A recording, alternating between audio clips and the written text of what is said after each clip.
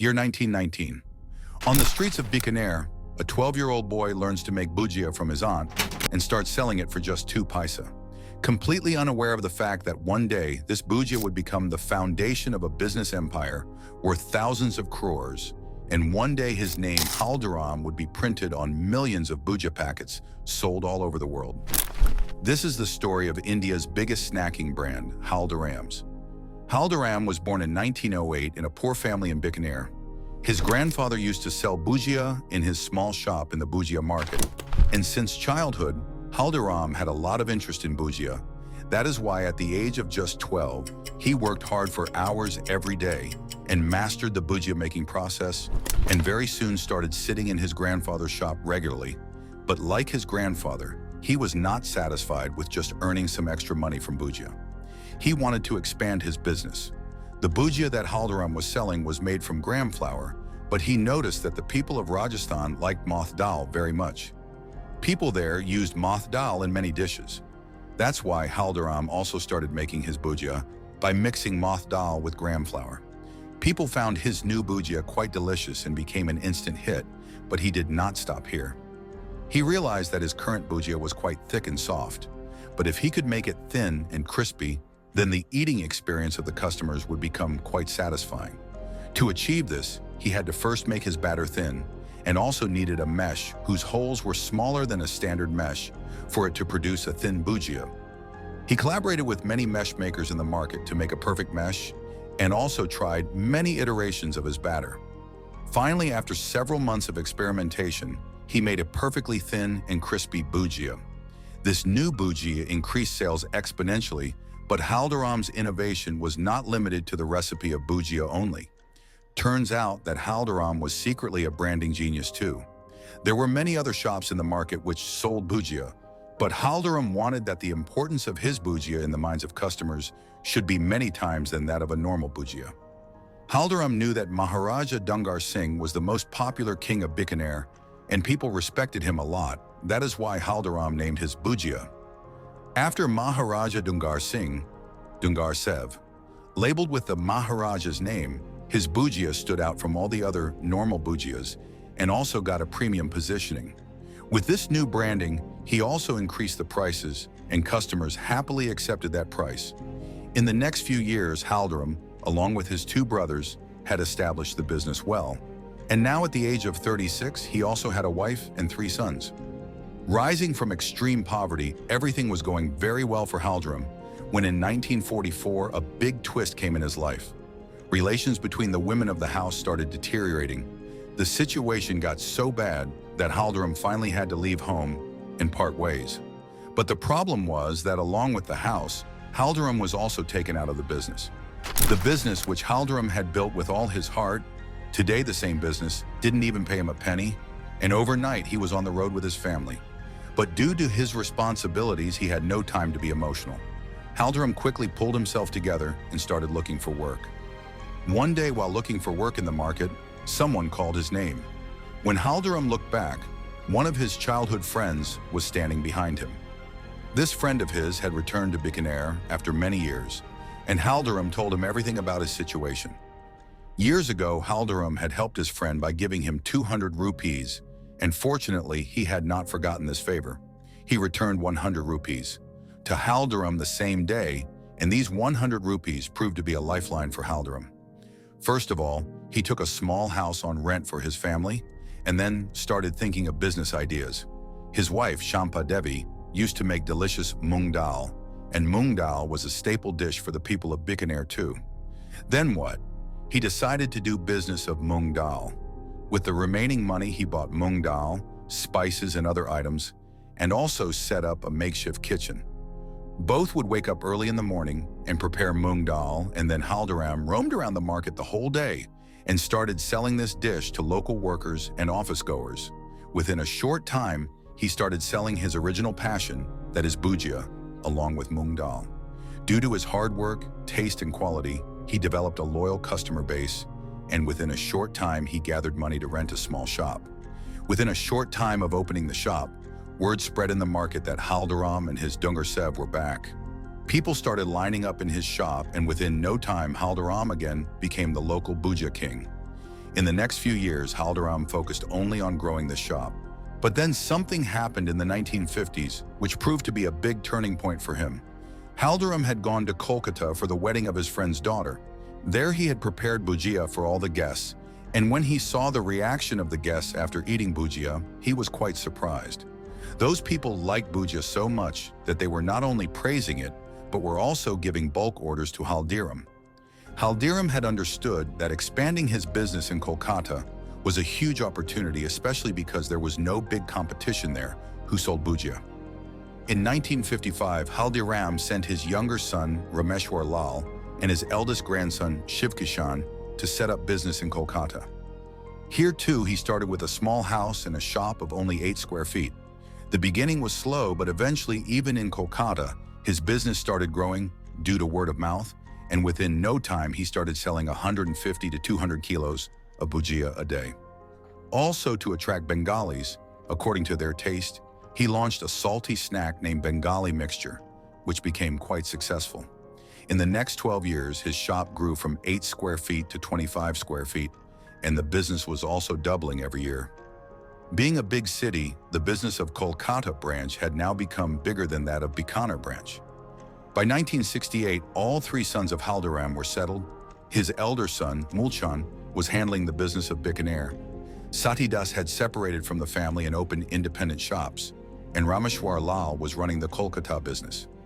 In view of this, Haldiram took semi-retirement from the business, and he used to visit only occasionally to supervise the business. Business was already going well, but what happened after this was going to prove to be a golden chapter in Haldiram's business journey. Haldiram's eldest grandson, Shiv Kishan, who was till now working with his uncle in Kolkata business, decided to open a branch of Haldiram in Nagpur in 1968. After coming to Nagpur, Shiv Kishan saw that the people there loved sweets like baluchas, Gujarati peda, Mysore pak, and lattice, meaning the people there loved sweets, but till now they were not exposed much to sweets from other parts of India. Seeing this opportunity, Shiv Kishan started selling his favorite kaju katli along with bhujia in Nagpur. Initially, customers were hesitant in buying it. Hence, Shiv Kishan started offering free samples to his customers.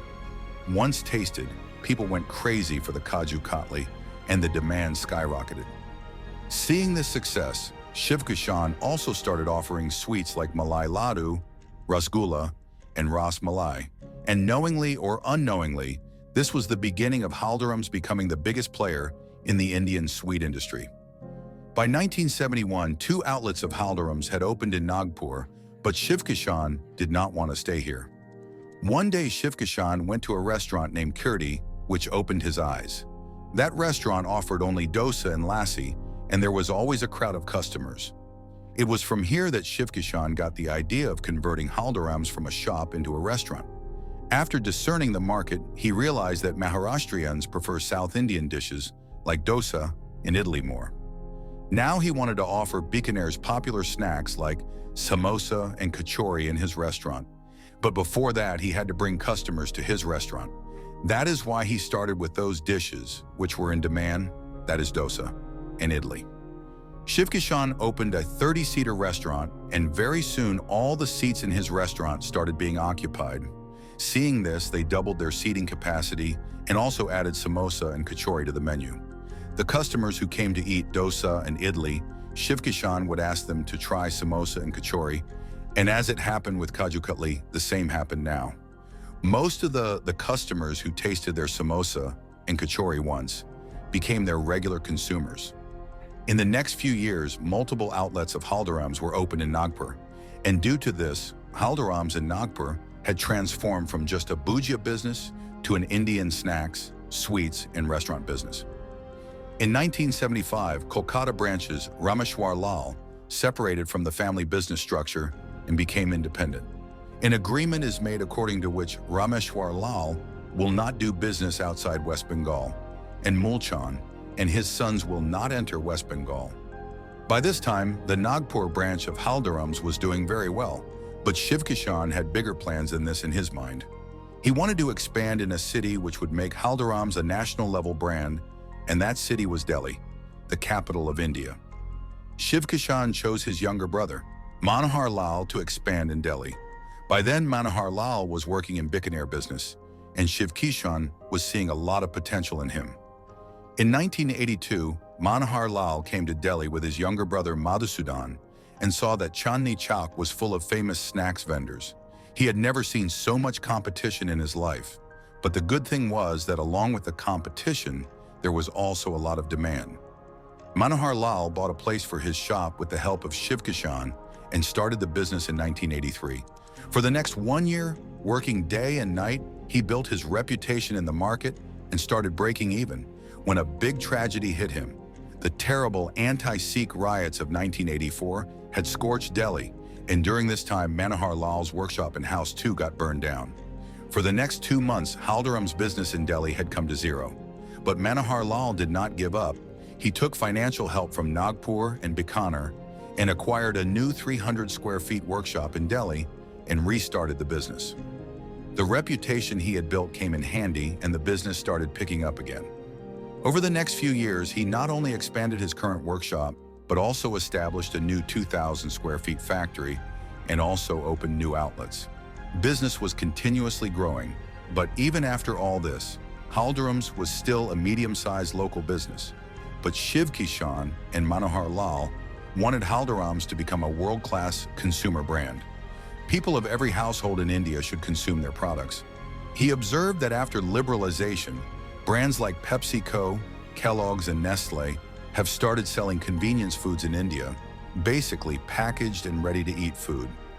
But Haldiram's spotted a huge gap here. All these foreign brands were investing thousands of crores in marketing packaged food of Western culture to Indians, but at that time, no brand was selling Indian snacks in long shelf-life packaging. Seeing this opportunity, Haldiram's first started selling its products like Bikaner Bhujia and Aloo Bhujia in nitrogen packaging, due to which their shelf life increased from a few days to a few months. Due to this new packaging, Haldiram's business was no longer limited to Nagpur or Delhi. Now people in even the smallest cities of India could buy Haldiram's Bhujia. After the launch, customers responded very well to these products, and hence Haldiram's diversified its packaged food segment into rasgulla, sunpapdi, pickles, kachori, and even bhelpuri. Within no time, Haldiram started selling more than 400 packaged food items. To target consumers with different purchasing power, they offered their products in different pack sizes. Like small packs of many of their products are available for only 5 rupees, and big packs go up to 200 rupees plus. Also, he knew that snacks are an impulsive purchase.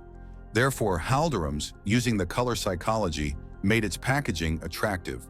And finally, to reach every corner of India, Haldiram's onboarded more than 100 distributors and lakhs of retailers. Due to these strategies, today people eat Haldiram's snacks in almost every house in India. And even in more than 80 countries like US, Singapore, and UK, Haldiram's is one of the most popular Indian snacks brand. About 100 years ago, Haldiram's started by selling bhujia for 2 paise, and today the same Haldiram's has done a business of more than 9,000 crore. The story of Haldiram's proves that by delighting customers, constantly innovating products, and changing with time, any big business can be built, no matter how small the beginning.